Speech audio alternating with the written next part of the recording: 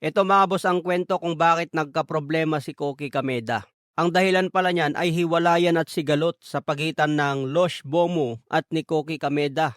Dahil sa kanilang pinagsamang kumpanya na Cyclush, nag-ugat dito ang malubhang internal management issues, problema sa pera at hindi pagkakaunawaan sa mga desisyon ng promotion. Sa ilalim ng kanilang kasunduan, ang Lush Bomo ang nakatoka sa pamamahala ng finances at pangkalahatang operasyon ng mga event, habang si Koki Kameda naman ang namamahala sa boxing side tulad ng matchmaking.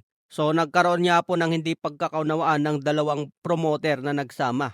Ang mitsa ng tuluyang pagbagsak ng kanilang samahan ay ang biglaang pagkakansela ng kanilang double-header event sa Kyrgyzstan dahil sa kakulangan umano sa pondo at logistical issues mula sa management. So yun palang naging dahilan mga boss, pero ang sinabing dahilan dahil daw sa digmaan. Bago pa man ang kanselasyon, may lamat na ang relasyon ng dalawa.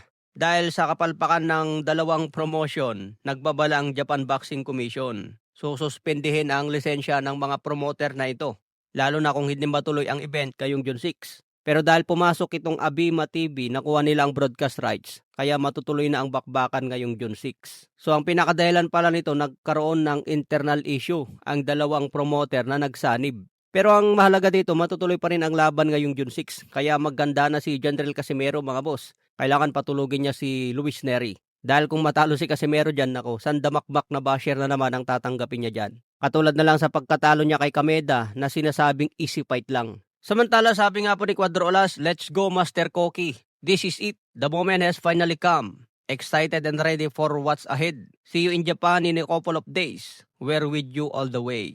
Napapa-English na si Cuadro Alas mga boss ah.